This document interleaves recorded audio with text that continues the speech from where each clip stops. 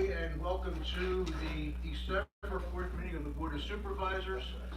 I will say for those around the audience, welcome in the streaming world.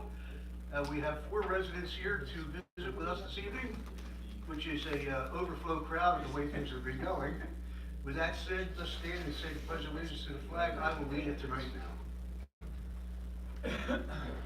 I pledge allegiance to the flag of the United States of America and to the republic which stands, one nation, under God, indivisible, with liberty and justice for all. You remain standing for a moment of silence, and obviously we have one every meeting for the brave men and women that protect this great nation. I also would like to offer our condolences and our prayers to, I'll call it Bush 41, the Bush 41 family. A true legacy, someone that I, even though I was a little bit younger by a year or two, thought very highly of, and some of my political decisions have been around the makeup of him and another president. So God bless him and his family, what he did for our country, and God bless our troops.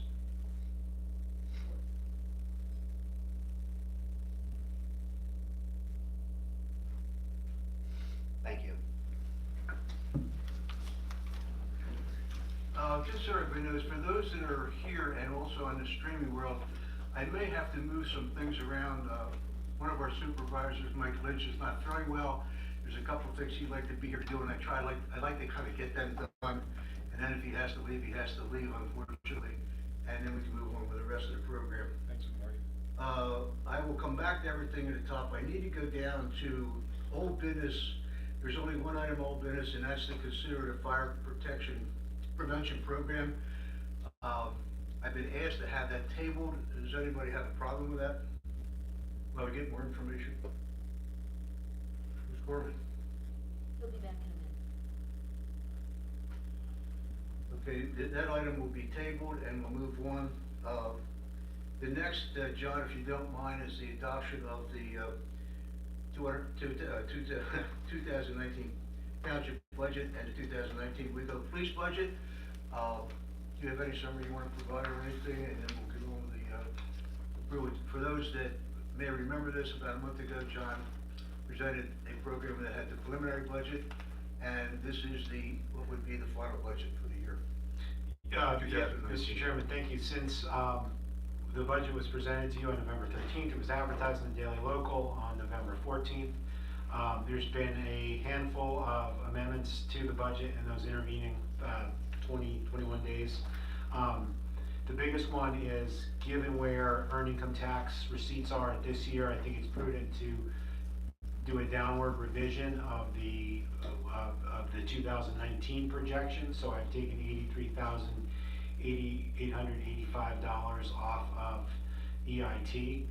That's a reduction in earned income tax of about 1%, or no, excuse me, sorry, about 2%, little less than 2%, about 0.9% among all taxes. I've also added a couple of smaller expenses, $3,000 for ABC expenses for the Sustainability Committee, as well as for the Pipeline Task Force, so that they have some initiatives that they can start to undertake next year.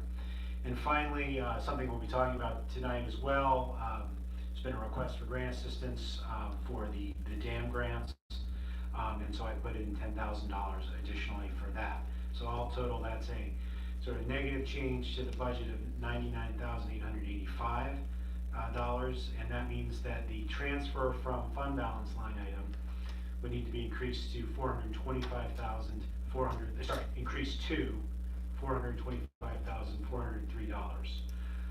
A couple other sort of comments I make following up on the budget presentation. I know David had expressed interest in looking into green vehicles for particularly the building inspectors. One of the building inspectors' vehicles is at the end of its useful life. We need to get a new one, so instead of replacing it with a 2019 Ford Ranger, a small pickup truck, we'd researched some hybrid vehicles that would be appropriate, limited off-road, ability to carry around multiple passengers and, work stuff in the back, And we think a Toyota RAV4 hybrid might be appropriate.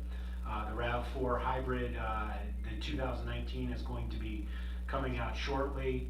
And it's, it's gonna, we're gonna save on gas, I have about $200 probably. I didn't amend the budget for this, but we probably save about $200 on gas. Obviously, there's some unknowables as long-term maintenance, but speaking with Public Works and Steve Walker, our township mechanic, he feels pretty comfortable we can do the basic servicing on a vehicle like that.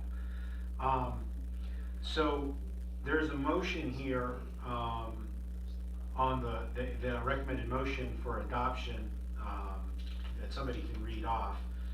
There's actually two other things just to point out that they're included in this motion. One is that you approve the 2019 salaries as proposed, and finally that you approve the version 5 of the 2019 Westtown East Goshen Police budget dated November 5th.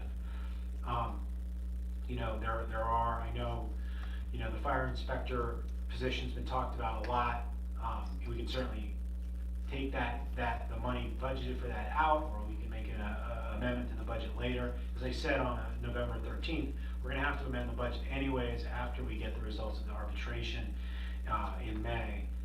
So I defer to the board about how they want to proceed with any additional adjustments to this budget. John, I just got a quick Go ahead, question for you, and that is, not only do we have the operating budget, we have the capital budget, we have the various budgets that you report on each month. Is this a universal motion to approve all those budgets?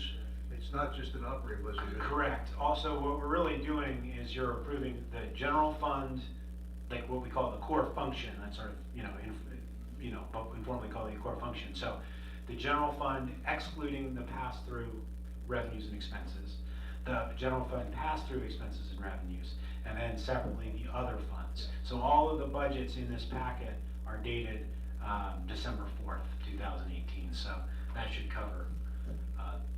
Your suggested motion is to approve all the budgets, save the, put aside the expenses. Yeah, you can say excluding any personnel and non-personnel expenses related to the proposed fire inspector Is there position. a motion to that effect? John, Second? I'll second if David got the motion. John, I do have a question. When you looked at the Toyota RAV4, whatever the hybrid, I guess my only question is not where they're made, but when you get into some of the other manufacturers, I'd like to know where the profits go. Do the profits stay in the United States? Well, actually, that's a very good question. So right now, the 2018 RAV4s are made in Japan, I believe, the hybrids. And starting in 2019, they're going to be made in Ontario. Okay. Now, this is something that we need to sort of wrap our heads around 100%, but our understanding is that the code allows for North American-made vehicles to be purchased through co-stars. But if it doesn't, we have to double check that maybe with Kristen, but if it doesn't, we'd have to technically go out to bid, but you get to the same place. Now, it's your larger question as far as profits staying in the United States and that, I mean, any car company is going to have, like Toyota, a massive international car company, is going to have subsidiaries in any, in every major country in the world. So as far as how much stays in Canada, how much stays in the United States, I don't have the forensic accounting skills to it would, there's Wall Street analysts that spend, 2,000 hours a year trying to figure that out, so. My concern is not necessarily where it's built, but at the end of the year, whatever corporate profits are left over, 3% or 500%, I don't care. Does that run back to mama? And in this case, it would run back to Japan? Or would they stay in the United States? Just Again, there's no way of, short of really diving into their SEC filings or whatever the Canadian version of the SEC is, those are not questions that I am competent or qualified to answer. I'm sorry. A couple of comments, if I might. The earned income tax reduction in the budget, this is something that I know my other place of business we also have down budgeted our earned income tax, and we had some indication in East Bradford Township of the reason for it that may be different here, but clearly it's our most important source of income, and it'll be something to watch over these next couple of years. That's a key. $83,000 is not insignificant. John, also, when the motion occurs, do we also do a tax levy resolution to reflect what the current property tax millage is? It's a practice that I know we've used in the past. Yeah, East Goshen does not, we have not, certainly since I've been here, Rick, I don't know if you have any insight before, it's basically in the existing resolution, which Okay. carries over. All right, that's fine. And the other one, I just want to bring to your attention, those are in the audience and listening, watching from remotely, that we are balancing the budget this year using fund equity, our fund balance, our savings. And this is, the number's not insignificant, $425,000. And we are hoping that the township is going to have a good performance revenue-wise next year, not in 2019, but we don't know that. And anybody that looks at their household budget, when you realize that you're not covering your expenses with your income and you're using savings to balance your budget, that starts to give you some indications that your system may need some adjustment down the road. I just want to make sure everybody's aware of that. It's a good piece of change. We've got a lot of big projects coming up, distributed over many funds. I also want to say, John, I think you've done a terrific job with the budget as always, and it's informative. It's the presentation to the residents was excellent, and so I commend you on that. And Mike, just to follow up on your comment about EIT. So I drilled down a little, but not too hard on EIT trends, and we're actually up modestly over where we were a year ago, our EIT to date. It's just that I budgeted for, I believe, a 3% increase this year, and we're only getting like a 1.1% increase. So it's not as if it's falling off a cliff. It's just more of it sort of it's plateauing, or it's growing slightly slower than the rate of inflation. Yes, so I think a number of us are experiencing that, despite the fact that Chester County is supposed to be cat's meow in the state. It's still, yeah. Thanks. John, it might be beneficial for those of you here on the streaming, just to give a sense of what percentage of the budget the earned income tax represents, and the same with the property tax. Sure. So I mean, just rough numbers, earned income tax is about 50% of our revenue. Real estate taxes are about 20% of our budget, our revenues. And then additional taxes represent probably 25 or so. Things like the cable franchise tax, the real estate transfer tax, the local services tax represent probably another 25% total. And then other fees and things like interest income represent that remaining 15%. So when I say other fees or other revenue, that could be anything from the state liquid fuel money, that could be permit revenue, registrations for rec camp, and everything in between. It's also worth noting on the cable aspect, which is not an insignificant revenue, that it's trending down. That 5% collections that is based on the gross. Yeah, and I've adjusted. I sort of very conservatively anticipated that in the 2019 budget, cable franchise fees. There's sort of two things going on with cable franchise fees, though. One I think is this.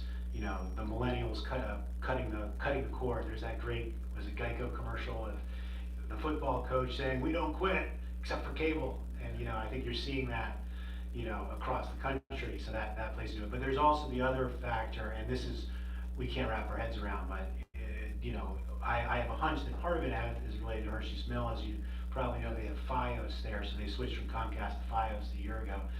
And so I'm curious about, did FiOS sort of do a loss leader, rates for the first year? And we get 5% of that money. So if instead of everybody paying $150 with Comcast, they're all of a sudden paying $100 for the first year with Verizon, well, that ends up being I have a little bit of background on that. Yeah. I'm trying to remember, I can't remember if the contract is 3 years or 5 years, but the rate is, I think, steady for 3 years. It's not gonna jump next year. They offered a very good price, so I think it probably was a loss leader since it was, Okay. it was lower than what Comcast had been, suggesting. And they gave us a few bonus things like new wiring and such without raising the rate. So it's not gonna go up in the next couple of years. John, just a question, and I know that people had to move around a little bit, but in our packet tonight later, we'll be talking about the wash bay and Yes. and all that stuff that goes with that. It turns out that it appears that the proposals that we got are higher than what we had anticipated. How are you handling the? Well, we'll talk about that, you know, when we get to it, but my recommendation, just to give you a teaser for all those in the audience, because that's salivate for when we get to the main course. What I'm proposing is, what I will propose is, as you know, we have excess money in our capital reserve fund. So the wash bay is a new asset, so the way that we would, according to our financial policies, what we're supposed to do is transfer money from the general fund to the capital reserve fund. And so that transfer, in this case, would be enormous, basically twice what we expected, a little less than that.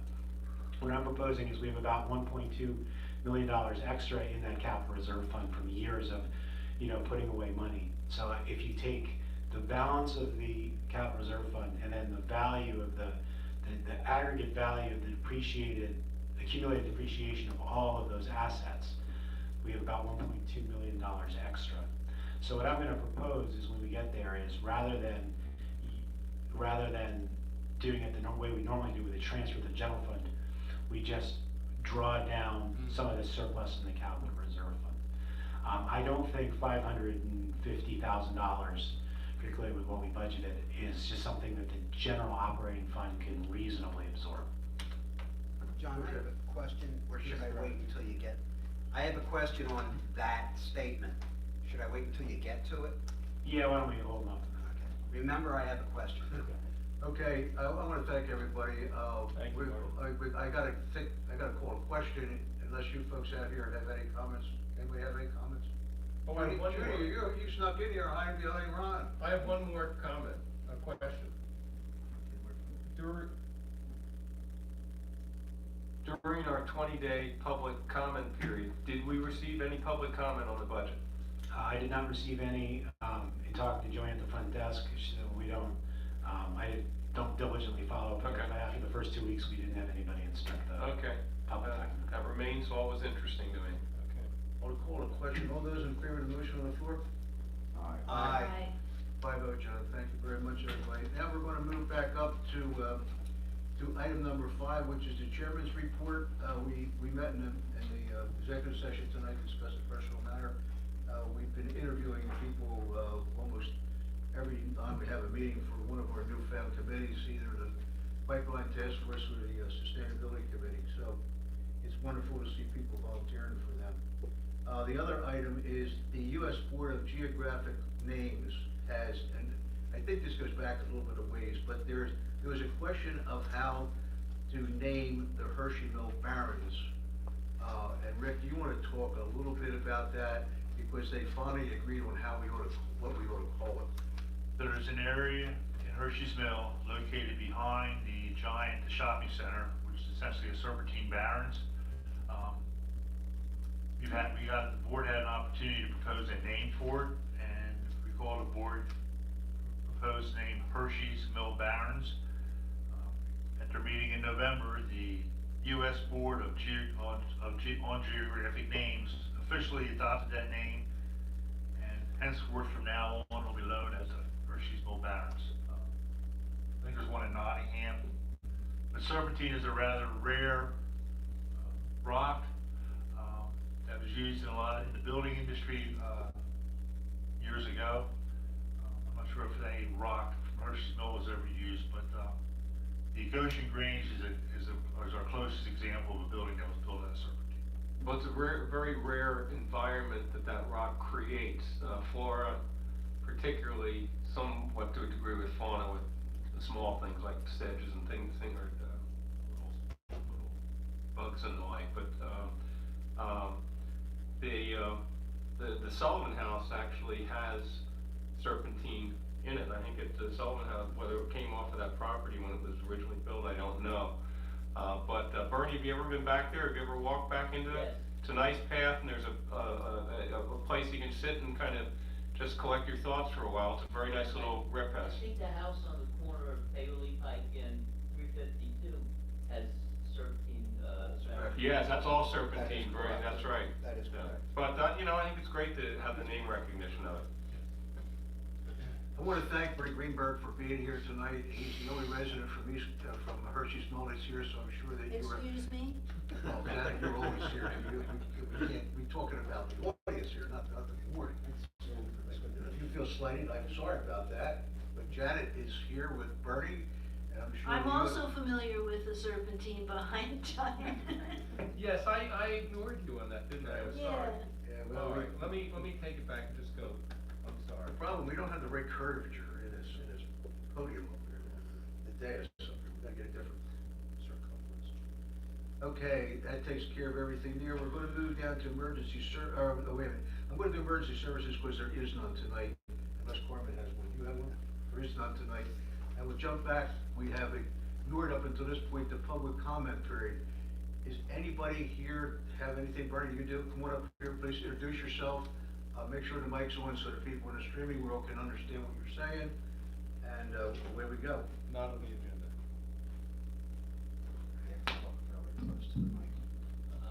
Bernie Greenberg, 894 Jefferson Way. I'm one of the interveners for the Delphi pipeline project and received some information regarding Paoli Pike blowdown assembly, and I really don't understand what's going on. So I thought maybe Rick could tell us where it is, what the construction is, what's going on. Paoli Pike valve is located on the north side of Paoli Pike, just across the street from the Oriental Pearl. And Delphia needs to add some additional equipment to that valve, which means they need to get access. In order to get access, they have to do some construction in there.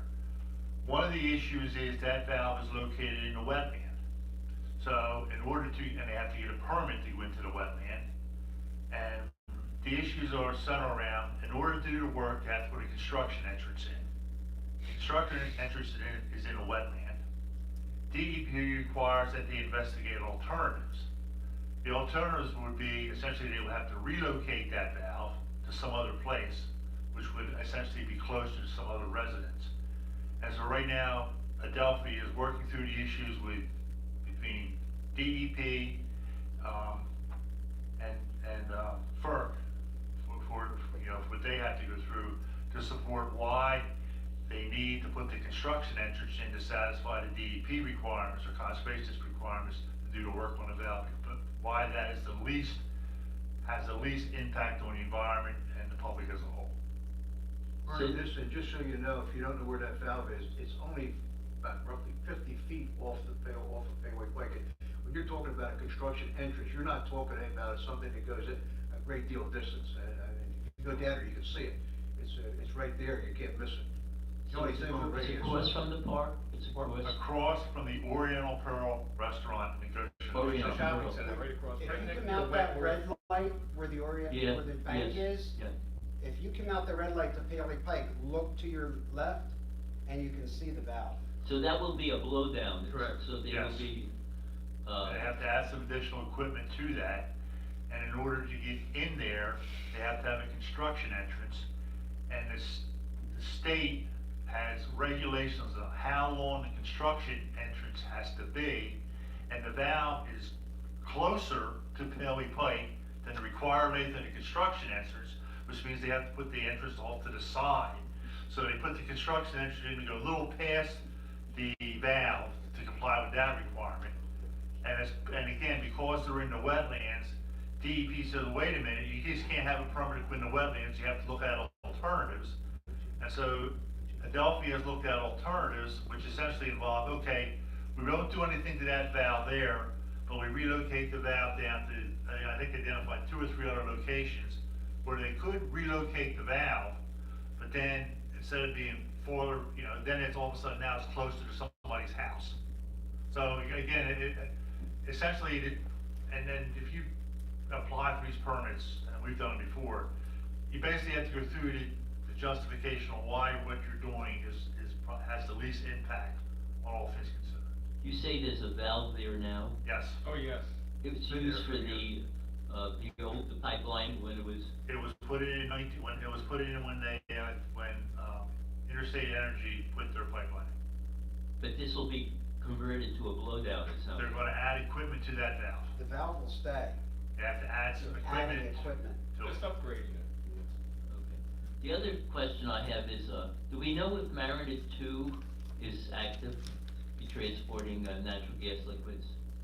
To our knowledge, it's not, but then again, based on my understanding is that there is no requirement that a Mariner or Sunoco tell us when they turn it on. Because I've heard that they think it is transporting natural gas liquids.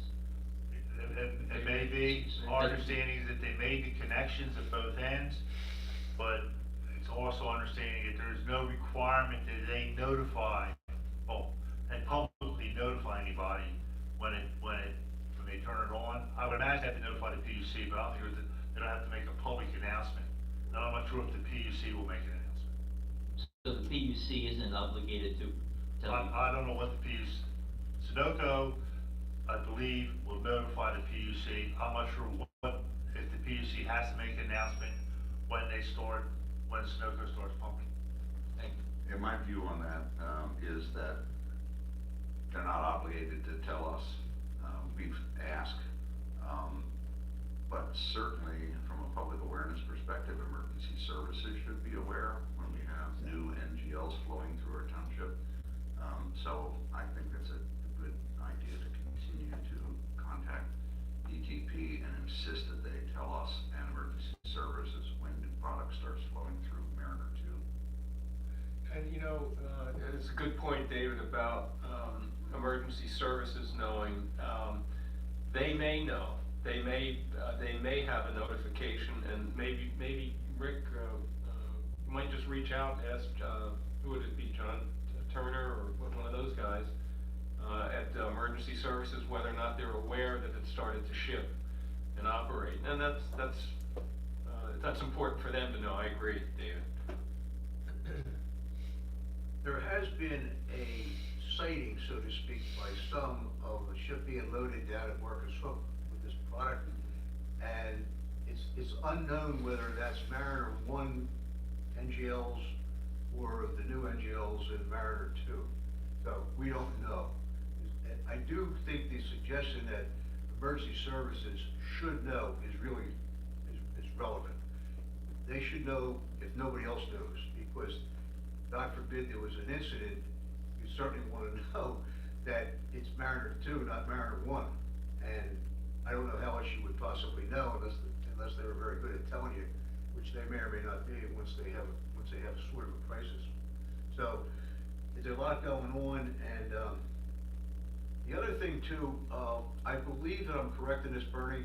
I do not believe there's any other equipment other than a pipe in the ground on Adelphia in East Goshen. There's other equipment in other places, but the valve is the only thing in East Goshen that affects Adelphia other than a pipe in the ground. Now, last week, I think you were there, Bernie, there was a meeting in Westtown on the Adelphia pipeline. One of the residents in White Chimneys asked me if we could arrange for a meeting with Adelphia, which Rick reached out to them. They will not do it, mainly because they say that they're too close to the issuance of the EA in January, and it will be a 90-day public comment period on that, and people will have plenty of time to make their comments. So that's where it stands. I happened to call back the lady today that asked to tell her that. We had a nice conversation. I did not ask her this, but and I'm going to ask the board. If I reach back out to her, it would seem to me there's been some discussion down there about the Adelphia pipeline situation, because there are houses there that it's adjacent to, basically. I'm suggesting that perhaps I ask her if she would like a couple of us to come down and share what information we know about Adelphia with them, and see if there's questions that they have that we can't answer, that we can get answers to by contacting Adelphia. Does anybody have a problem with that? Because I think it's a good reach out. I don't have a problem with it, but the attitude, if you will, the response letter from Adelphia was such that, as I read between the lines, of course, they use the word graciously, appreciate, et cetera, but my read was that they simply said, we are following the required public comment process. We don't intend to have any other local community meetings on this matter. So that if we set up something where we were going to be a source of receiving questions, I just don't want it to be a folderol where we're gonna get questions asked of us. We go back to Adelphia, and Adelphia's not gonna give us answers, and then we get caught in the middle and say, well, the board did this, but they didn't get anything, what a waste of time. I just wanna make sure it's productive, that's all. Under the circumstance, I agree with Mike, and I do believe it may be premature to offer anything. We could certainly say that if they want to come to a meeting, we could try to get some information and have a little segment of the meeting, which would also tell everybody about it. I know we normally travel in little groups, and sometimes it's very effective. I would think for nature of this, it should stay at a board level, even if we try to get some information. Mike is right, if they pose questions to us and we can't get answers, we're gonna either be guessing, or we're going to be giving what could be possibly not valid information. Well, I mean, let me say this. It's a particular section of the township that's hasn't even asked for it. It's just that when I was listening to them, it seemed like it was an appropriate thing to do. I have no problem with telling somebody that we don't know the answer. We could go to Adelphia and they can come back, Mike, and say, I'm sorry, I'm not gonna answer the question. And we tell the people back. The point being that we know some stuff. Yeah. And the question, and they're concerned. They're concerned for a lot of reasons, not the least of which the pipe is right next to their house or close by. And they're also, obviously, concerned about property values and so forth and so on. I don't think there's going to be a question that we probably don't know the answer to, but I don't know that. But it's along the lines of what we learned over in the meeting last week, Bernie. I don't have a problem with doing it. I think that two of us, along with Rick, would probably be able to answer most. But for sure, if we get a question, I think it's important to ask it of Adelphia and let them know that what we're doing on behalf of our residents. And oh, by the way, what the hell's the matter with giving us an answer? I mean, my goodness gracious, I mean, we deserve an answer. I mean, we're the elected official representing the people, so it seems to me it would be a good thing to do. It's not gonna involve that many houses, but I'm sure somebody, you know, they have a center down there, or somebody's house would handle the meeting. I don't know, it's up to you, it's up to the board. If you don't think we should do it, we don't do If it. you're going to do that, then you better include Ashbridge Farms. My house is closer to the pipeline than anybody in White Chimneys. So you're gonna do Ashbridge Farms, you're gonna do the apartments up at 352 and 3. You're gonna do both of the apartments there because the pipeline. Wait a minute, time out. We've been asked, there's one group of people that have asked us. We can go to each one of them if they ask us. We don't need to have a public meeting in somebody's house, and we're not gonna send a notice out to have it here. This is a particular group of people that have asked for something, or would ask for something, that we're taking care of. Now, if Ashbridge wants to do it, or apartments want to do it, then that's fine, then you can go do it. Marty, let me clarify something. They have not yet asked for this? I think they have not asked, and the only reason they didn't ask, because I didn't encourage them to ask, but just judging by the conversation and the questions that they did ask, or she did ask, then I would think that there's a concern down there. It's one person? You spoke to Well, it's one? one person speaking on behalf of others. this person happened to be at the meeting last week. Marty, just to, sure. There was during this scoping session for the environmental assessment, there was a number of people who asked questions about safety, environment, a host of issues. All of those issues will be addressed in the environmental assessment that will be published on January 4th. So it would seem that, let's wait so at that time, we will then have Adelphia's response to all these questions. So I would suggest that let's wait till we get the environmental assessment, or impact statement, whatever the heck they call it, out, and then we can publish that on the webpage, and then we can go from there. Then I think that's good advice. Then we'll have some information. And in the meantime, if you spoke with somebody, Marty, and in this case, White Chimneys, let them know that this is probably our best course, that we don't have any information that's exclusive to us. You know, we have the answers to a lot of questions. Well, we don't even know whether the 12-inch line is flowing material, so we don't have the answers to a lot of stuff, and I just don't want to get us But in the middle. this is Adelphia, not Sunoco. Well, yeah, but the answers to a lot of, I mean, It's okay, it's not like an end of the world. I just think that if we know something, we can help tamp down some people's concerns that are residents, it's a good idea to do it. We don't have to do it, obviously. Bernie? I forgot something, I knew. Regarding the environmental assessment, I've been told that we can ask for an environmental impact statement in addition to the environmental assessment, that actually the township should ask for that. An environmental impact statement, you can discuss this with Linda Farrell, but it's much more comprehensive than an environmental assessment. And that the township should request that of FERC. Is that the EIA?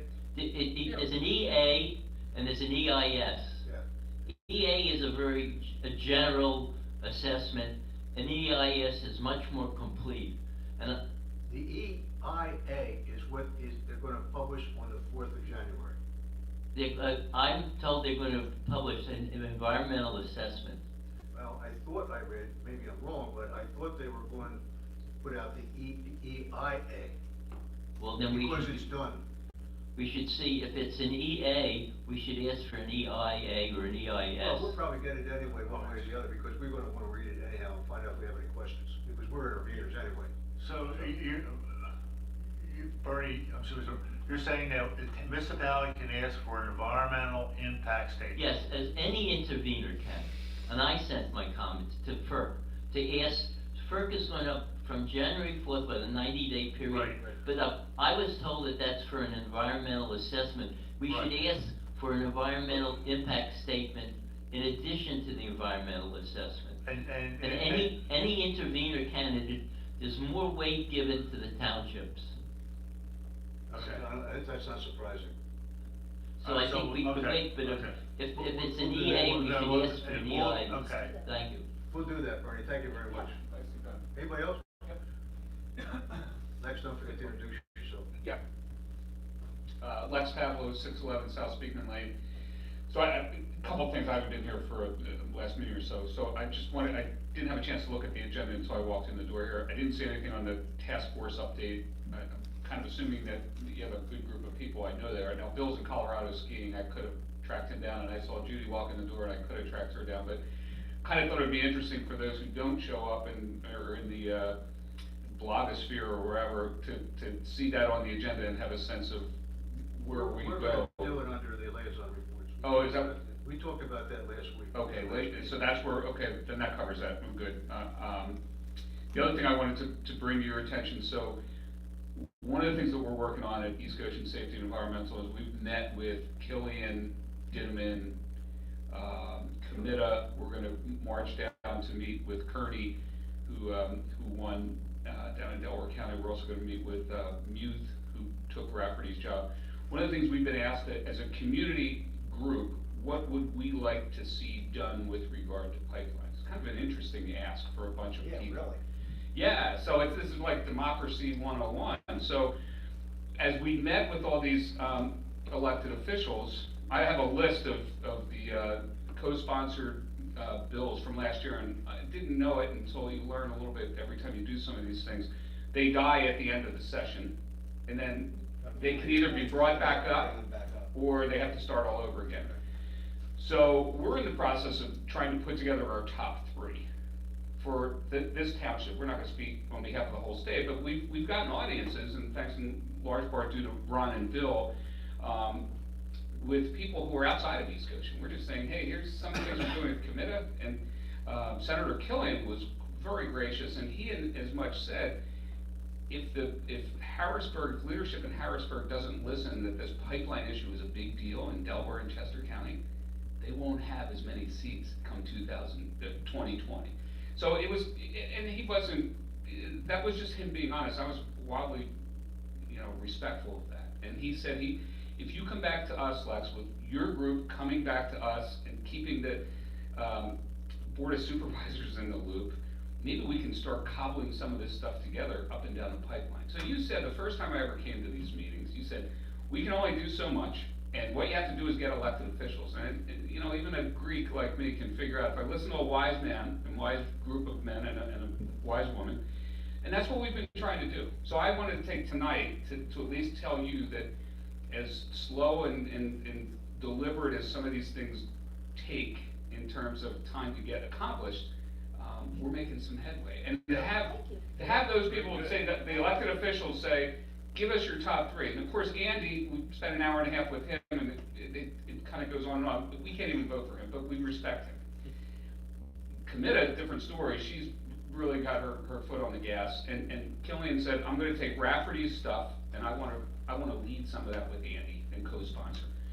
So we're not going to take all 50 of these things that died last year. We're going to take 3 or 4. One of the things, you bring up a really good point, because one of the reasons that we started the task force is for them to look at issues and recommend to the board what we want to consider. Now, this would certainly fall into that category. Exactly. Rick and I, back a ways, and put a list together of things that we think should be addressed with respect to pipelines, not NGL specifically, but pipelines in general. And they're perfect, they're available. I'm not saying they're all encompassing, but they are available. Yes. But there are people, a task force is a good group of people. No doubt. And it's their function to take a look at this stuff and come back to us with a recommendation. And I would think, David, that it's probably an appropriate thing to do if in fact, we're gonna be asked to provide comments to something. Right. We need their advice. Now, the caveat is, of course, that's just a recommendation. Correct. We still have our own thoughts, if in fact, however, I'm not suggesting that we're gonna go against it, but they're gonna do a lot of work that we otherwise probably wouldn't get done. So that's how we're gonna deal with that. Which is why we're on kind of a side track, and we're not gonna try and subvert this task force, which I think is a spectacular idea. It's one of the things that I've always wanted to do, hence why we've taken the lead to go to these elected officials, and then go back to Bill and David and the other people on the task force and say, here's some of the things that we're thinking of. Do you want to bring this up to the board? Because I don't want to be the sixth wheel on the task force. There's something else that's operative here. There is a group, it's probably growing, within the Chester County Association of Township Officials. I don't know, we probably need, either with or independent of your group, is get to the critical people about things that we have been considering. It's the same general idea as what you're talking about, but it's one thing to hear from residents, it's another thing to hear from us local officials. Agreed. So, I think Rick and I are both part of that. We should take back to the group, that's going on. It's possible that Ernie Hollins, who's the chair of the group, has already talked to them. I don't know that. It's possible that he has. Yes, so we've talked to Carolyn, and she spoke exactly the same speak you just spoke. We have to get the Chester County people, yes. You didn't realize I was so smart. Well, listen, I knew you were good looking, I didn't know you were as smart as you are, but beyond that. You know what? You know where I got that from, don't you? I don't. Yeah, you're sitting back there. Go, Marty, go. So the point here is, I'm not telling you we're doing something subversive, we're trying to help. And what we're trying to do is get another voice, and it's like anything else, if we can connect the dots along the way, because fully recognizing you guys have a 365-day-a-year job. The task force, volunteers, and those, from what I understand, have already put in a fair amount of time, and will continue to do that. It's a strong group of people. What we're trying to do, between Ron and Bill and Bernie and myself, is go out and meet with these elected officials, and the approach is not necessarily to burn down a village. It's more of, here's some ideas that have already been brought up, and this is what we wanna do, and then we're gonna come back through you all, the task force, Committa, Killian, and at the end of the day, we think we can make a difference. So, I don't want the meeting to be pipeline all the time, but I just wanted to give you guys an It's update. fine, and it's better if we come through it from different directions, so it works out even better Thanks, than Mike. that. Okay, where were we? That's the end of, anybody else have any public comment? Otherwise, we're done that. We will get to the task force if David has anything to say back on the liaison reports. I'm sorry to have to make you wait until it's done, but that's the way it goes. The next item is, there is no financial report per se for the, will be the next meeting. Their approval of the minutes for, I got my book out of line, what page are we dealing with here? I move that we approve the minutes of November 20th, 2018. Second. Is there any comments or questions from the board, any more changes to the minutes that we have? No changes to me. No, Janet said no changes. There was no email. Whoa, what happened to John? I guess I did. It passed. John must be, John's ecstatic. John better, write down this date. All those in favor of the motion, is there a motion? Yes. Is there a second? Yes. All those in favor of the motion? Aye. Aye, thank you very much. The next is the treasury report. Carmen, you about ready to move on here? Yes, as always, I have reviewed the bills. I had one question, myself, that I answered with Mark, it was a public works thing. But does anybody have any questions on any of the batches? Yes, I do. I have one, it's batch 3 of 4, page 2, Marydale Pond Foley, I think it is, and what the number was, 43,700 or Yeah. something? We had, It says general fund, but that would be a transfer then, No, John? we're doing everything for the Marydale Pond out of operating. You are? Yeah. Okay, all right, that was the question I had. The other one is, on the debt, pay schedule, I didn't see the 2018 or 2017 bond issue. Is that, what am I remiss there that I'm not seeing? on the front page, this. On the debt payment breakdown? Yeah, it says here, the monthly debt payment breakdown. Was it on, am I So, missing- yeah, so we had the multi-purpose bond, 319,000 in Yeah. in principal, but what,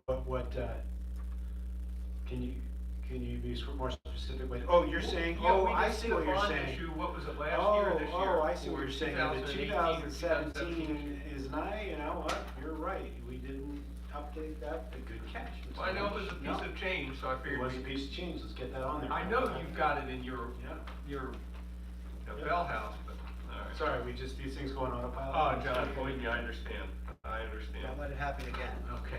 Just so everybody knows, Mike Lynch happens to be the Director of Finance for East Bradford Township, and that's why he caught this in. Now, John will never let this happen again, I can assure you. John has been my mentor. Well, I mean, because of you, Mike, we now have 2 dates on the top of the treasurer's report. Talk about making a difference in the lives of ordinary residents. Mike, you still hanging in there? Thank you, Mike. Is there any other questions? No, that's All those in favor of the motion? I didn't make the We'll motion. make it anyway. Mr. Chairman, I make the motion that we graciously accept the receipts and pay the bills that we've discussed once approved. Is there a second? I'll second. Comments or questions from the board, from the audience? All those in favor of the motion? Aye. Thank you very much. There's no public hearing tonight. Item under old business, that should be 11, not 1. We'll correct that in our template. And we already talked about that. Item 12, 212A, we've already talked about. The next item to talk about is item 12B, which is considered a police agreement. Rick? Board members, this is the revised agreement, has been reviewed by Pat Harvey. Westtown approved this last night, and I'll add that Westtown also approved the budget, so, for the police department. Excellent. So the position is, the board needs to take action on this tonight to authorize the chairman to execute it. Yep, make a motion. Yeah, go ahead. I move that we approve the Westtown East Goshen Police Agreement to take effect on January 1st, 2019. I'll second.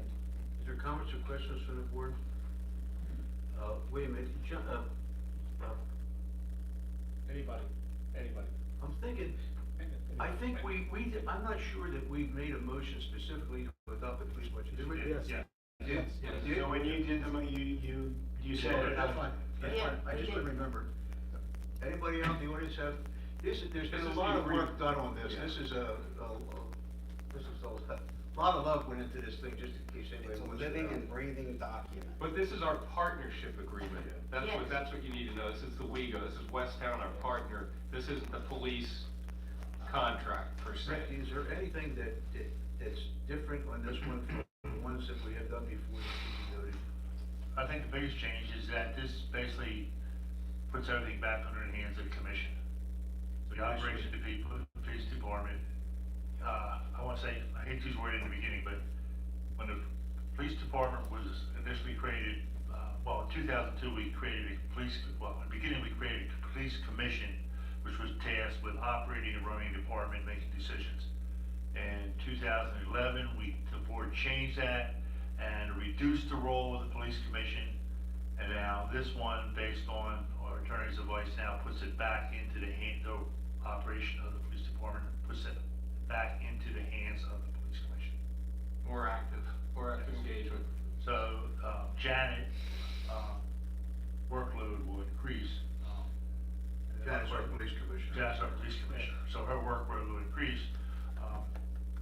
My workload will stay the same because it really hasn't changed one way or the other, but, Janet will have some more stuff to do. Yeah, this asphalt, it's kind of a legal matter in a way to keep ourselves out of trouble, so. It's also worth It's noting an appropriate thing to do. that we do have also, Besides the police commission, a finance committee, a police finance that Janet is sitting on, I believe David. So that's another oversight of this very expensive, the most expensive service we provide. And, as you know, we're headed to arbitration. Did we hear from Scott Yule yet? David? No, we never got that far. Maybe Thursday night is a good time to approach this thing. Okay, we need to make a motion to accept it. Did we? The motion authorized the chairman to execute Janet the just agreement. made it, and I Janet made second it. it. Just about that. Anybody out there have any comments or questions? All those in favor of the motion? Aye. Aye, thank you very much. Next item is the recommendation regarding the open space ordinance. Rick and the troops have been doing a lot of work on this. Rick, you want to tell us what you'd like us to do? So at your meeting on 25th, you directed staff to develop an ordinance in conjunction with and take input from the residents, from the results of the meeting, Tom Committa, solicitor, and the planning commission. So we've got our concept together, Mark Gordon, the solicitor, Tom Committa and I. We sent some information to the planning commission. We should have their comments after tomorrow night's meeting. And then the next step will be to draft an ordinance and then put it out there for the public to view. My concern is that if we wait till the meeting on the 18th,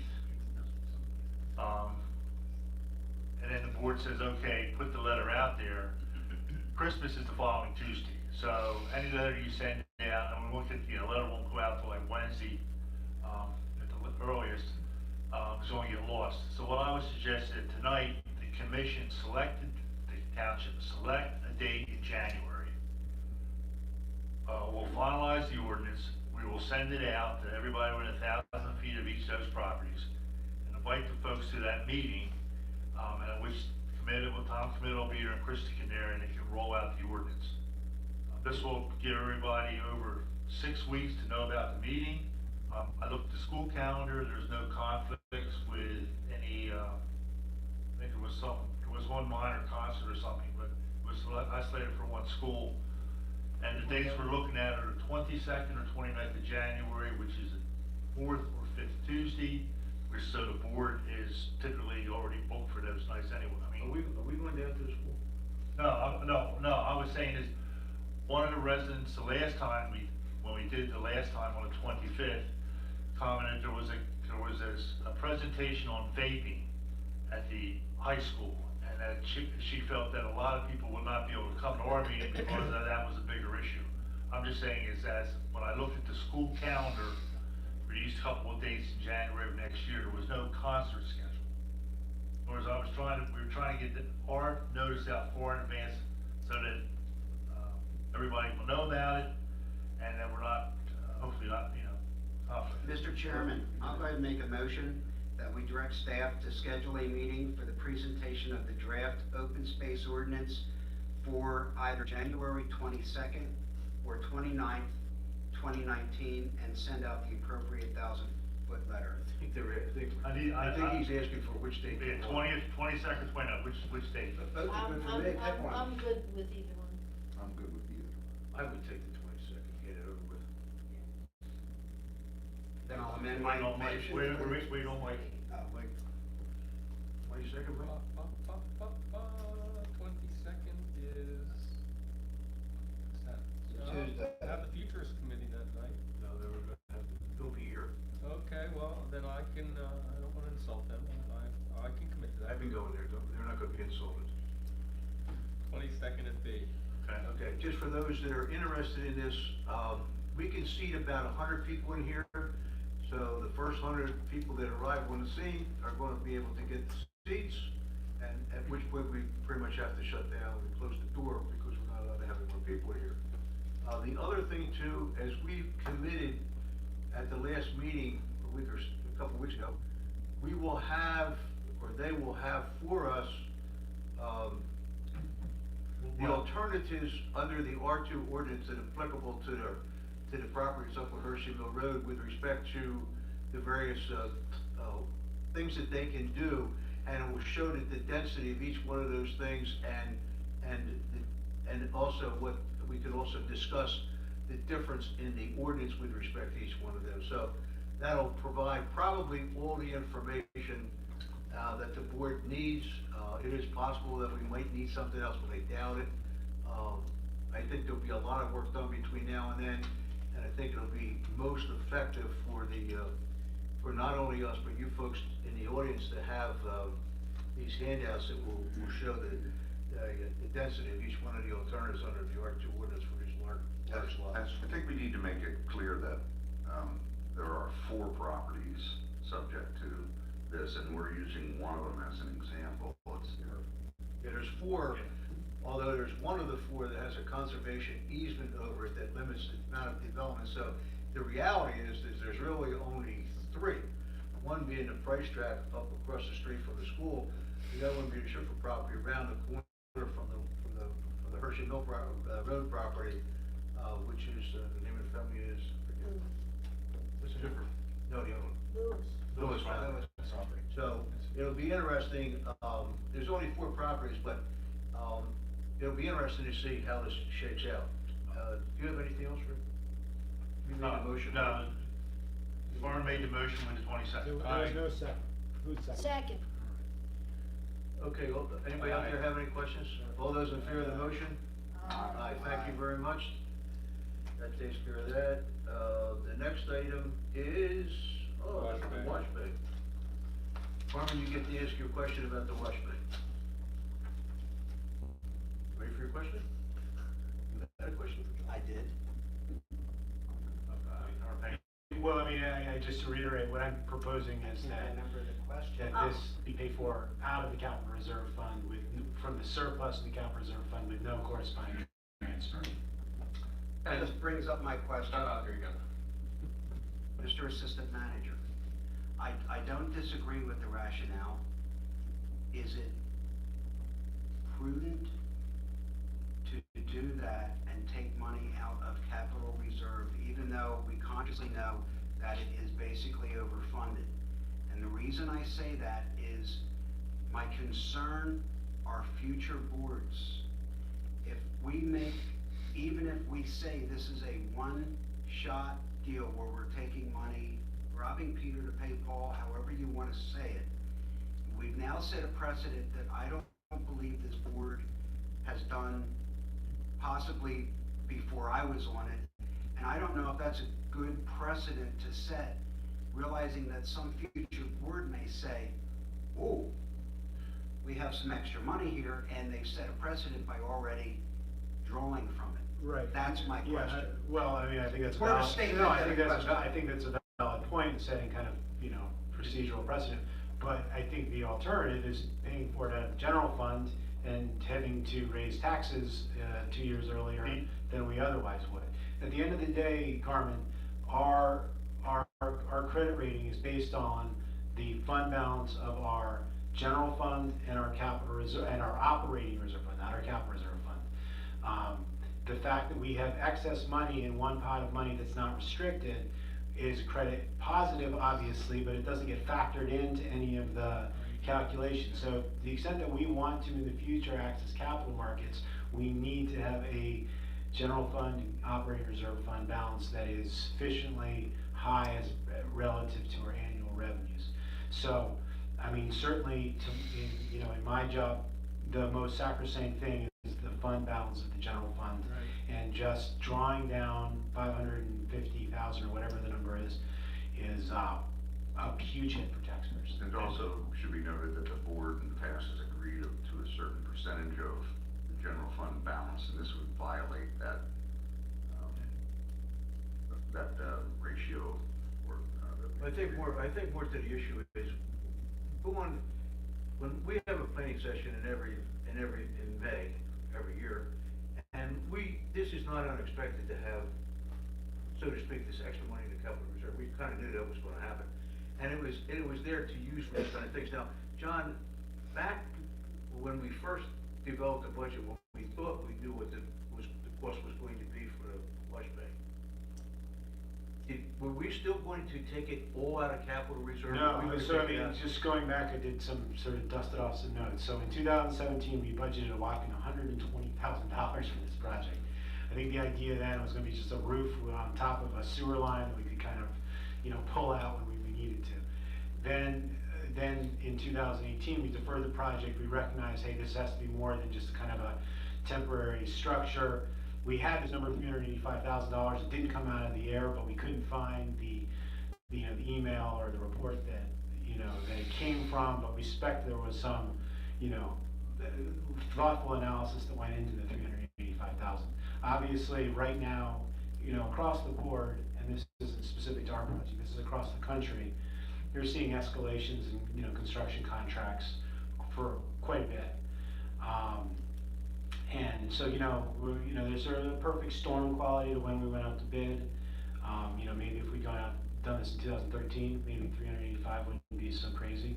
I'll leave it at that. But, when we budget based on the best information at our disposal.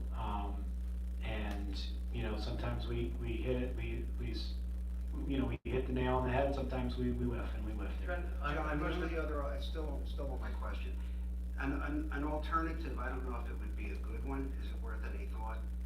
That because of the cost overrun of the project, and I understand that we're taking some money out and it's no big deal. I just don't like starting something new for Right, so we're future. still not violating our financial policies, that's the critical thing. So if we were to violate our financial policies by drawing down more than $150,000 greater than the aggregate accumulated depreciation, then we would be in violation of our own policies. But we're not doing that. So to say it sets a precedent, I mean, yeah, you're right, I don't dispute that. But at the same time, we are operating in a way that we are telling financial institutions this is how we operate. So we're living up to our word.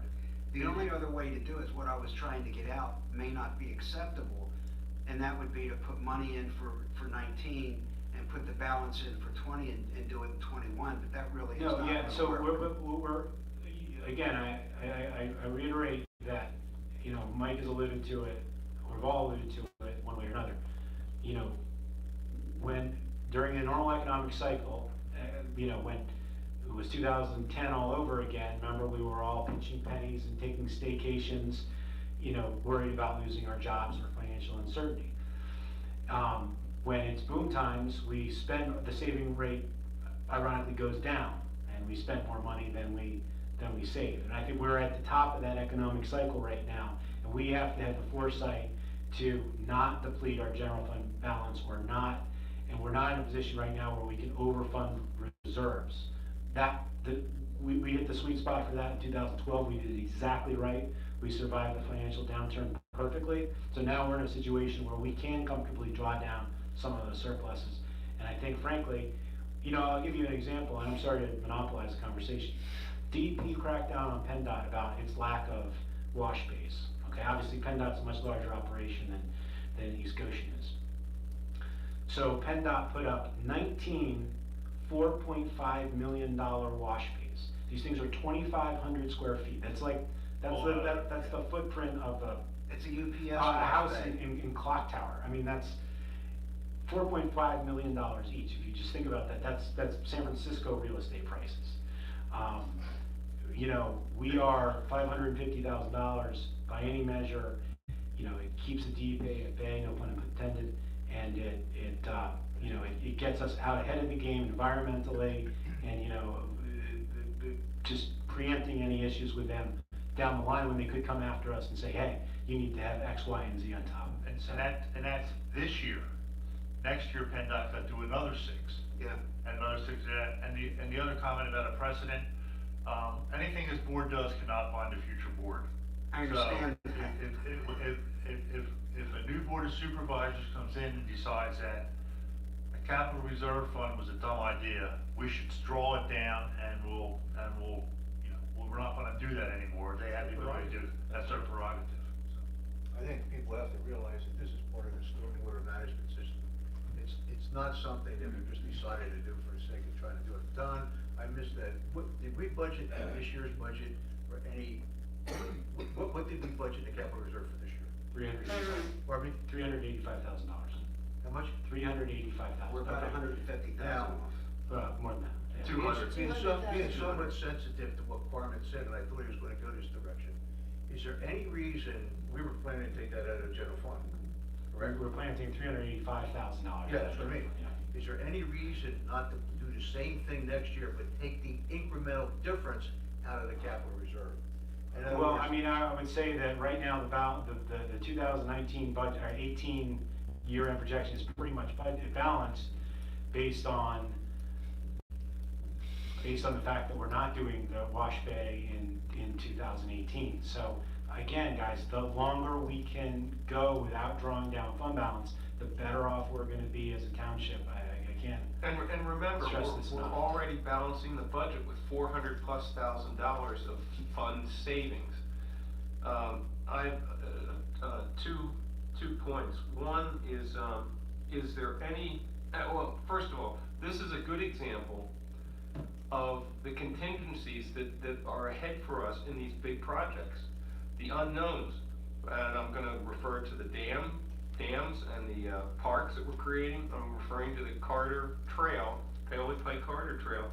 The contingency there is unknown. We budgeted X amount, we got grant money, great, but we didn't know it was gonna be this. And there's a lot of question marks out there, so anytime we can manage this, we really need to be doing that. Our health is good financially, but you know, it only takes a year to really upset the apple cart. My question specific to this one, at what is it, $588,000 something? 583, whatever it is there any value in us taking out a short-term loan for this for 5 years and paying it off and then inflecting it into our budget over a 5-year period to do it as a loan? I know we're paying interest on it, but to manage flows and not draw down, it's just a question. Yeah, it's a good question. I mean, philosophically, the question is do you make, you know, the current and future residents pay for a project, or do you essentially make current and past residents pay for a project? So philosophically, there's always something to be said for taking it as a loan, but again, I just go back to our AAA rating, which is so sacrosanct. Obviously, it's such and it gives us, ensures that we always have access to capital markets. The fact that we don't need to access capital markets right now, and the fact that anytime we go to the capital markets, it could result in a credit downgrade, just the same way if you take out a second mortgage, it could downgrade your FICO score. Again, we have the money sitting around, you know, this is the time to use it. No, from my standpoint, I go then with John's recommendation. I trust his judgment. John, at least I asked the questions in the context that make sure that you you have considered the various alternatives. I fully understand the need and desire to keep that credit rating where it is. And it's important for all of us to understand that the operating fund reserve is the roughly the $2.5 million number, I believe. And you take that along with what the reserve is, or what the balance is in the operating fund, that I think going forward, we're gonna be using that slowly but surely for one reason or the other. But the conversations that have taken place tonight about the capital projects we have and the great unknown, gone with that, it's a good thing that we have that there. So, Agreed. I would have to say that I am in favor of what John has proposed because of the need to extend out as long as possible that AAA rating, the AAA bond rating. And I don't know, if anybody up here has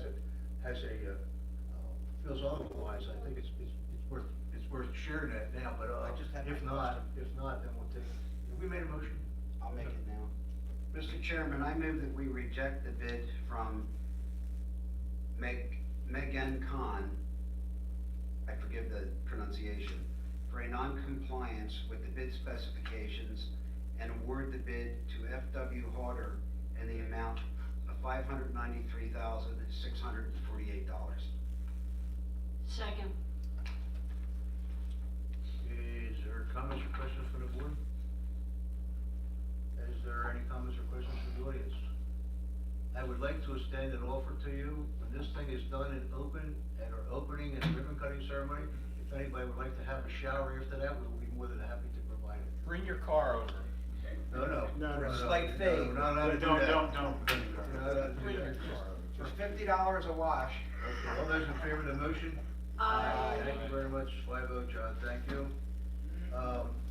There's a proposal here for grant assistance, you wanna walk us through that, Rick? We're in the process, well, we got the grants for Hershey's Mill and the, Milltown Dam. One of the grants, I think it's Milltown, is a federal grant, and so there's paperwork and stuff that we need to submit. But unfortunately, either John, Jason, Mark, Gordon, or I don't have that expertise. So we're suggesting, we reached out to Simone Collins, and we asked for a proposal, and we would recommend, we need their assistance to finalize for the application, whatever you do for the grant. Well, they were the ones that were involved. Right, and we need a landscape architect, so. It makes sense to do. Not to exceed $10,000. Does anybody take exception to that? That doesn't, you guys down there, leave? Is it a flat amount contract, or is it, they have those? So no, it would be sometime, we had one before where they bill against it, but this would be the same thing. So time, materials, and it's not to exceed $10,000. So they've posted their hourly rates, Yeah. I see that. But there's Susan's doing some of the stuff, but again, there's stuff that, I mean, it's the federal government, and they need stuff by a landscape architect, and we just don't have it in-house. Sorry, Janet, Carmen's back. Will you, somebody make a motion with respect to this one? I'll Talk move about that we accept the November 26, 2018 proposal from Simone Collins with the condition that costs shall not exceed $10,000 without the prior approval of the board. Second. Is there comments or questions from the board? Do you have any, Carmen? Janet? All those out there? All those in favor of the motion? Aye. Thank you very much. That's 5-0, John. 4. The next item is, what? Intervene petition. Position to intervene, which is over here, I got it. Ricky, do you wanna talk about that? The Westchester Area Council of Governments, which we're a member, had our meeting, last Thursday. And obviously we had graduation for neighborhood university. There was, I think, 3, maybe 4 folks from East Goshen that went through the class. We also had a presentation on the citizens risk assessment, and so the lady was giving a presentation. Well, one of our residents have filed a petition and filed a complaint and a petition for emergency relief with the PUC to shut down Mariner 1 and also prevent them or asking PUC to prevent them from turning on Mariner 2 until, or a workaround pipeline, until they correct what they believe are deficiencies in what Sunoco is doing. So at that meeting, the lady that gave the talk suggested that, asked each of the municipalities to go back and file a petition, intervene. So the COG members passed a motion to recommend that each municipality take back to their respective board, that request, and that's what we've done. So the question is, When is it expected that the PUC would deal with this, or I can answer that. Well, Judge. So last Thursday, for Thursday and Friday, actually, there was testimony in front of the public utility by both Sunoco ETP and by the complainants. Judge Barnes heard the case. She'll make a decision, she said, on December the 10th. And then that's the petition. And here's the situation. So, we intervened on the Andover Homeowners Association. That action got combined with Senator Dinniman's action, and then Sunoco said, well, we questioned Dinniman's standing. That's always been their argument. Now, the courts have combined those two. They could, basically, it's under a stay right now because of the standing issue, so it can't move forward. So the one we intervened on is under a stay. So this complaint gets at some of the same things that we were trying to get at when we intervened on the Andover Homeowners Association. It's the public awareness issues, and that's really what we were trying to get. Is very, very similar. I mean, it's not identical, obviously, but it's around public awareness and around not having an effective evacuation program.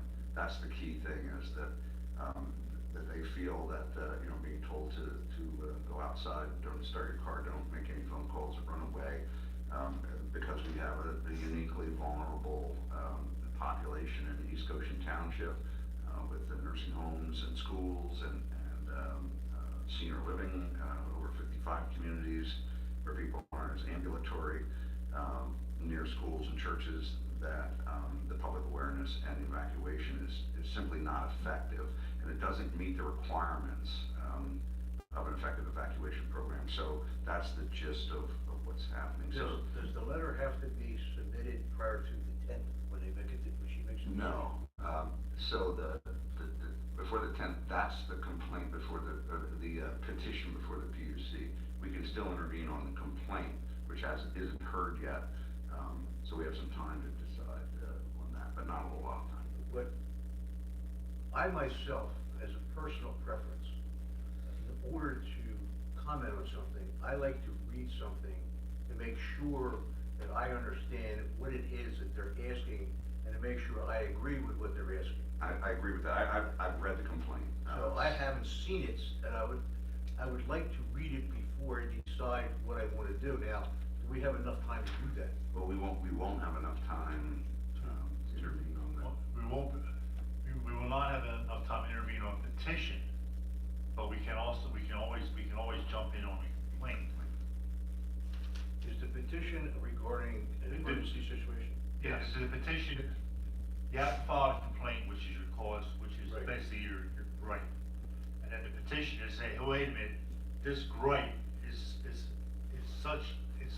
an emergency, and you need to consider it right away. We're talking about filing on the complaint, not the Well, we petition. could file on both, You can file on both. Well, filing on the petition, whoever has wording, that's probably okay. I would like to read the complaint, since we have time, before I, myself, agree to do anything with respect to that. I think I owe it to myself, because that's the way I like to do it. I don't like to sign it. I said, don't like do anything blind, and we have time for the complaint. We don't have time for the petition. Yeah, I think we're. Do you have words for the petition? Oh, it would just be, we would seek, essentially Margie would do the same thing she'd do with the end of the complaint. She would review the complaint that the residents filed, pick and choose those allegations that directly affect East Goshen, because that reduces the chance of Sunoco being able to get us bumped or to be denied, and file a petition to intervene. But I guess filing petition to intervene, then do we do anything with that though? I don't know. I mean, that's, I'm not, I mean, that's the question. Yeah, and I think the impact of intervening is that it lets the courts know that there's a municipality here that has a concern over the lack of an effective evacuation program and an effective public awareness program. That's the reason that I would agree, because of the lack of emergency planning. But to be truthful, I would yield to David's decision, since you're so much more into the pipeline than I am. But my concern is the fact that we still do not have any kind of a true, something I can put my hands around for evacuation, other than what the county's going to do regardless. Nothing set on this system. But I would yield to your decision, to be truthful. The petition, the complaint, I understand, and there's time. The petition, I don't, they think it's urgent. I don't know whether it is or isn't. Whether But- there are legal criteria that have to be met to consider it an emergency situation. You know, the sinkhole situation, West Whiteland was determined to be an emergency, and they stopped the pipeline. So the question is whether Judge Barnes will agree that they met all of the conditions, I understand. criteria for an emergency situation. I'm not sure if it's a big deal to file for a petition. If the complaint's a different matter. Well, it's the same. What's the It's the same sense of petition, not yeah. doing it, other than the fact that Marty didn't You read can't, it? I mean, put it this way, you Oh, no, can't. the complaint, I'm gonna read the complaint's different than a petition. No, Petition's no, different. Marty, all, the complaint is what it is, and the petition essentially restates what's in the complaint. It says, oh, by the way, you need to make a decision on this now, because they're gonna do something tomorrow that could adversely affect people. Is Margie gonna look at it? Is our No, attorney gonna look at it? Just to, I mean, does that make sense?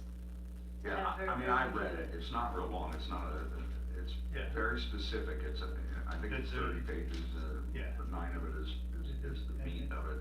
And it's very consistent with some of the Andover where we've already filed as an intervener. And filing as an intervener just states that, we've got the same concerns around the evacuation and the public awareness program. Well, it does show unity. Absolutely, yeah. And So that's in that, for the case of showing unity Yeah. with the other municipalities, I know you didn't read it, I apologize, but I agree that we should do it to show unity, if nothing else. there's nothing in there that would damage, Let's put it this way. Well, put it this way. Well, regardless of which way we do it, I still wanna see the goddamn complaint. Well, you You can want a say it. paper copy? Yeah, I like paper I'll copies. send you, I sent it electronically. Mail it to him. First class, let it go to King of Prussia, then come to him. but, we could, But we're gonna mirror? Or David, is are Margie you gonna put it together? suggesting No, that we you- do it? yeah. It's Well, not that's gonna your hurt us to motion. do it, Yeah. so Do you have let a your motion? Yeah. let your Do you have a motion motion? reflect that. I would like to make a motion that East Goshen Township sign on as an intervener to the current docket number C 2018-3006116 and P 208-3006117 That's all you need. as an intervener. And One then- correction, there's a correction, your second, you said 208, it's 2018. That's You right, forgot the 208, one. I'm sorry, yeah. But I would second that. I would assume you wanna have a reflection that we're asking Margie. Yeah, Margie, yeah. Prepare the appropriate. Yes, Yeah. and I'll get it, I'll amend the motion to have our attorney review it and prepare the It's okay. Okay, is there a second? Second. Anybody up here have any more comments or questions? Out there? No? Good idea. Right? I mean, we've been You gotta come up, Bernie. If you're gonna talk, you have to come up. Yes, sir. This is your physical fitness program, Bernie. We've been asking about this evacuation situation for several years now, and it seems like it's still not been clarified. And Sunoco certainly has not been privy to anything, Bernie, you raised a question that I thought of and it left me, so I'm glad you put it back in. Bill Turner, I've been in many places where Bill Turner has spoke about an evacuation plan. There is not a universal plan because he says you don't know what the incident's going to be. The evacuation plan has to be relative to the particular incident that they find when they get there. So now, when they talk about an evacuation plan not being available or not having one, given what I understand Turner's saying, Bill Turner's saying, I don't know what it is that we expect of Sunoco or anybody else, because there can't possibly be one plan that covers all circumstances. It just doesn't make logical sense. So what is it that's being asked for in terms of what that plan is? Does anybody know? well, it would be, could it be a leak is detected? What is a resident supposed to do if a leak is detected? And, I mean, that would be a simple thing. Do they leave their house and run upwind, or do they stay in place? And those are simple things. But Marty, I'm gonna repeat what Marty said. Out of defense, I'm not defending Sunoco for 1 second, please. Knowing enough about casualties and procedures in emergency services, the time of day, the weather, and where and how large the leak may be, may shift from a very, very minor, let's say a 500 foot evacuation to 1.5 mile evacuation. What they need to have, Sunoco has somewhere buried, I'm positive, a scenario plan that doesn't get into examples, but it is the SOP, the standing operating procedures of what Sunoco would follow if they get a report of either a leak, minor or major, or an explosion, minor or major. It's a basic organizational plan that shows what drops into action when. That's what we're trying to see. The county has one. The county has a very detailed plan for emergencies, and it's not specifically tailored to propane, natural, nuclear. It's an all-encompassing plan that's a living and breathing plan that takes into what I just said, the product, the time of day, the weather, all that stuff impacts the response. So what we're asking for is just something that Sunoco has, which they have to have. That's all we want to do, is we want to see it. So What's the difference between what Sunoco would have versus what the county But has? here's the situation. What Sunoco has and what they've released to the public is go outside. Literally in the testimony to the Public Utility Commission last week, the lawyer for Sunoco said, do you mean to tell me you can't go outside, lick your finger and put it in the air to tell which way the wind's blowing? That's the technology that Sunoco expects our citizens to use. That is ridiculous. Interestingly enough, the night of the unfortunate incident with the shootings, emergency services, ours and the counties, was putting on a program over for people to come. There was less than 100 people there, which was unfortunate. But I recall, in the answer to Bernie's statement, that what do you do if you determine there's something to do? What do you do right away if you're a homeowner? The answer was, as I recall, the best thing to do is go in and stay in place and wait till somebody comes that knows what they're doing and identifies what the issue is, then react to what they say. In other words, you don't run out and try to do something, you don't necessarily go out and stick your finger up in the air and go in one direction or the other. You just stay put, because it's fairly safe to be into the house, and when people come and assess the situation, then they decide what you should do.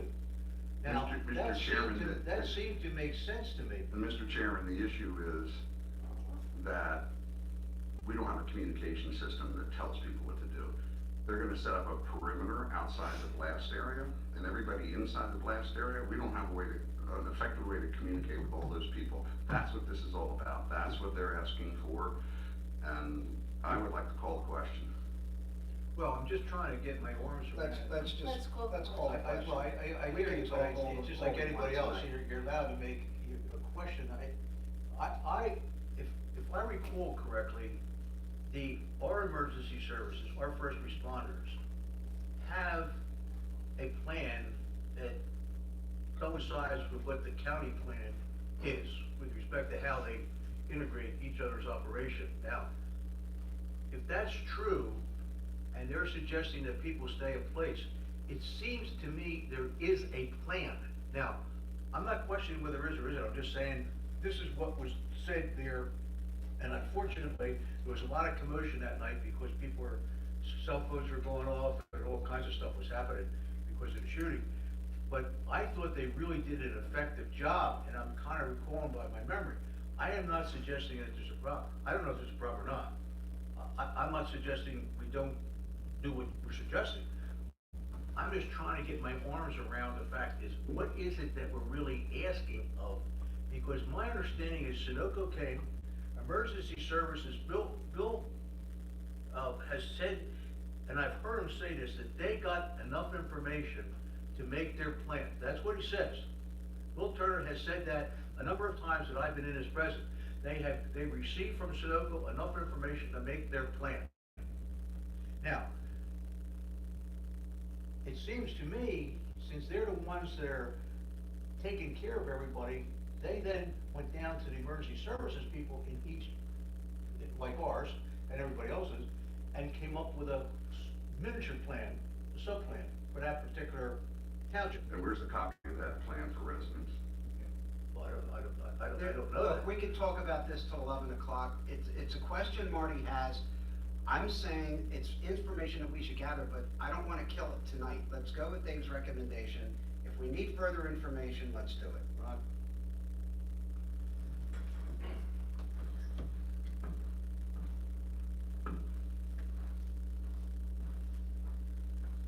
Ron Coco, 633 North Speakman Lane, Westchester.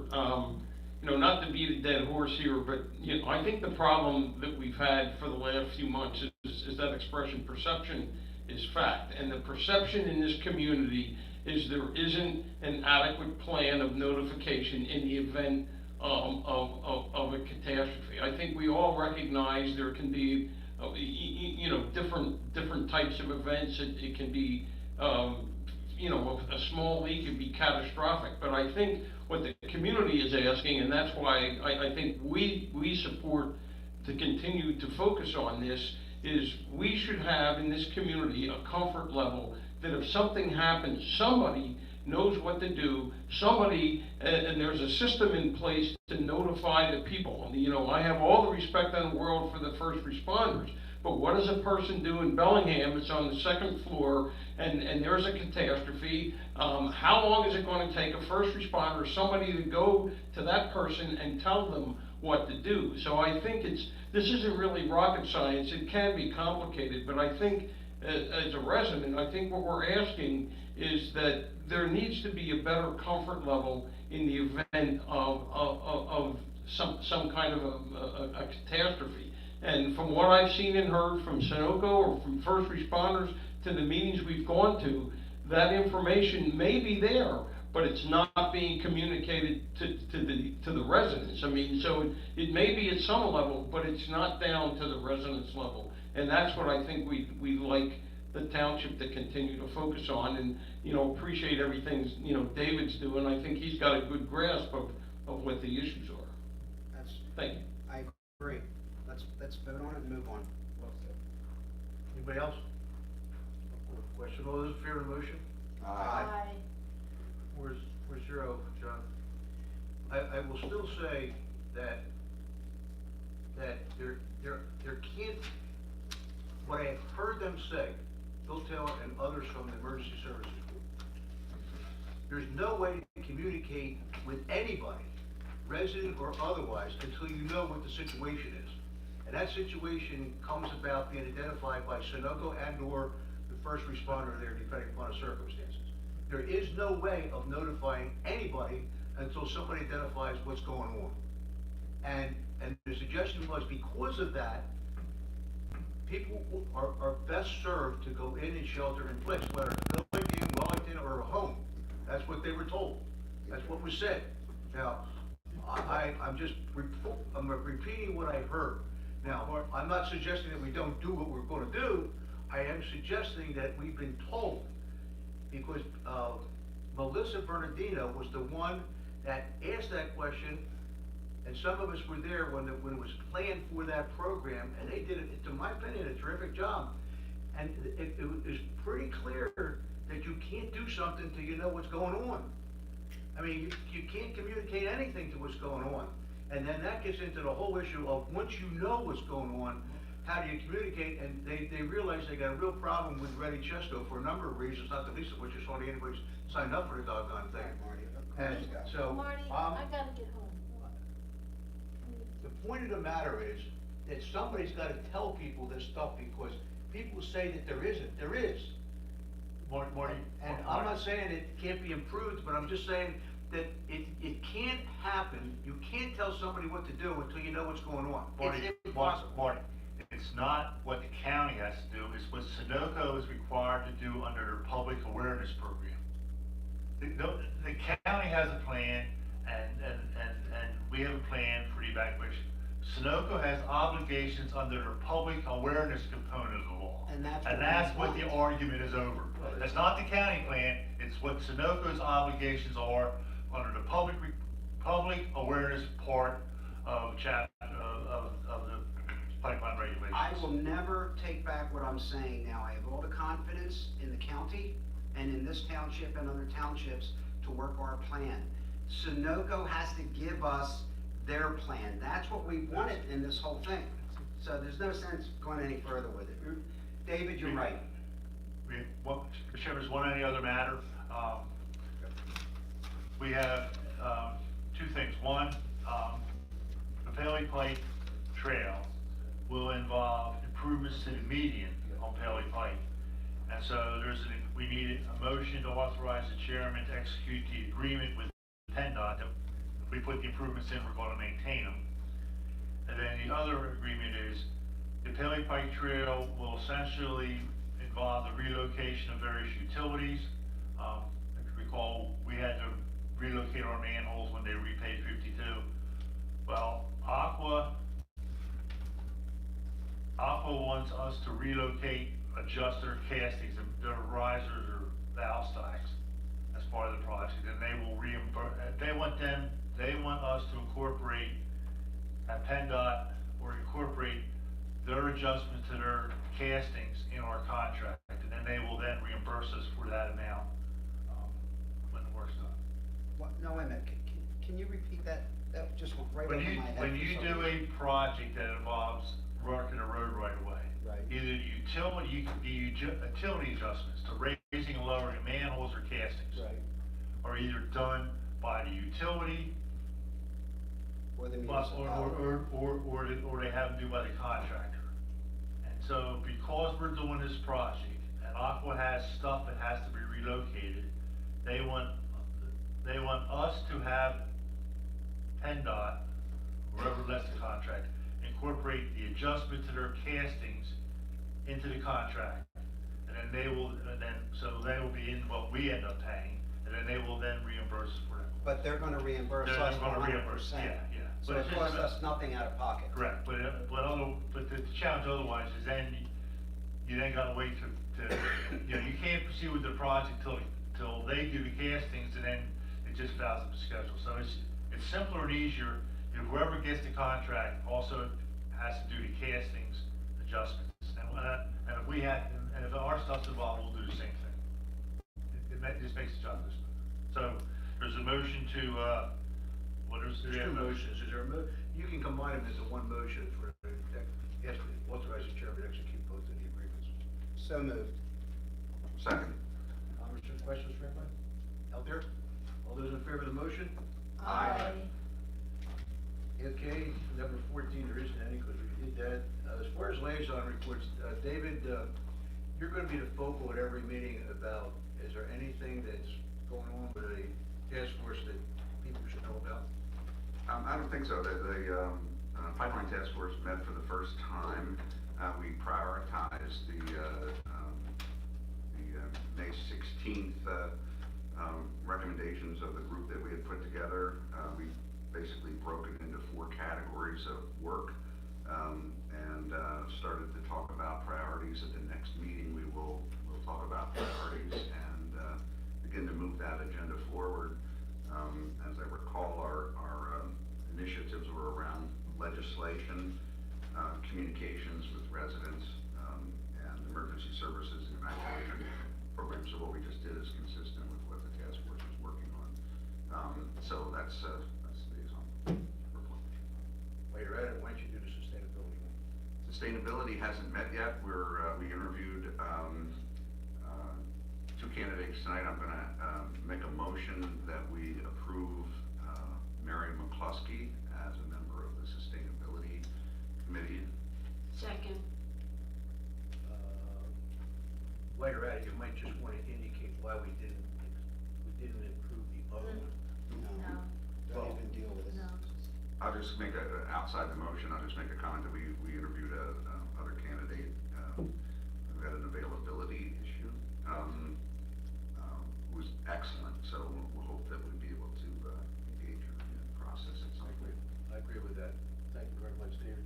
All those in favor, anybody have any comments out there? All those in favor of the motion? Aye. Aye. Thank you. Janet, do you have anyone on the planning commission? None? Marvin? You got my municipal, I presume? No, that's just for the benefit of the people. I'm municipal authority, so I don't have anything to report. The sewers are still moving, your toilets are flushing. I can say for the Futures Committee, their concern is what happens after the streetscapes is finalized with respect to trees and lights and all that kind of stuff. What happens? Well, there's 2 things that are going on. One is the planning commission tomorrow night will consider, where they are. They're gonna take stock of where they are, what they should do going forward. I suggested that if they wanna do something that's relatively important, is to find townships that have done something similar to what we have done, and find out how they did it and what it cost. Because there's gonna have to be, no one seems to know how to get to that next step after you get the streetscapes done. How are you gonna get there? And they're concerned about that, and I'm just telling you that I'm sharing that concern. And I think that I've asked them twice, it's a difficult thing to do, because I don't know, there's townships that have done stuff, but it's not like what the situation that we face, where they've had land, they've had this, they've had that, where we're somewhat constrained and all that kind of good stuff. And we've got the variety of stuff there, and we really want something different. And so, everybody seems to be now in a quandary as to how to go from here to there. So, I guess tomorrow night we'll be talking a little bit about that, Janet, if you're aware of that. Yeah, the planning commission is going to reevaluate where we are, because we have come up with some roadblocks to the initial plan that was envisioned. If anybody's interested in that, it's worthwhile coming tomorrow night to the planning commission meeting and either listen to what they have to say or input into what they need to hear. John, do you want to give a brief summary of the auditor's report? Yeah, so we got the annual audit of Keystone Collection Group's operations, and I've included the executive summary in your materials, and long story short, there were no findings. Everything is humming along. I would say that Keystone got their contract is up at the end of this year. They got the contract I can't remember how many years it is, but the next, round of contract too. And, the good news is the commission that they charge for the pleasure of collecting our taxes is gonna go down. I think it's 1.35% collected as the commission now. I think it goes to 1.3 starting, in January, so it's good news. That's good. Okay, does anybody else have anything up here for you? Eric's the only one. I would entertain a motion for adjournment for the public meeting. So moved. We've got it back to the back of the room to have an executive session with respect to some of the things left over, namely. Need a second. Yeah, somebody seconded, didn't it? All those in favor? Aye. All right. Okay, Eric, thank you. Thank you for staying here. It's worth noting that the meeting ended at 8:47,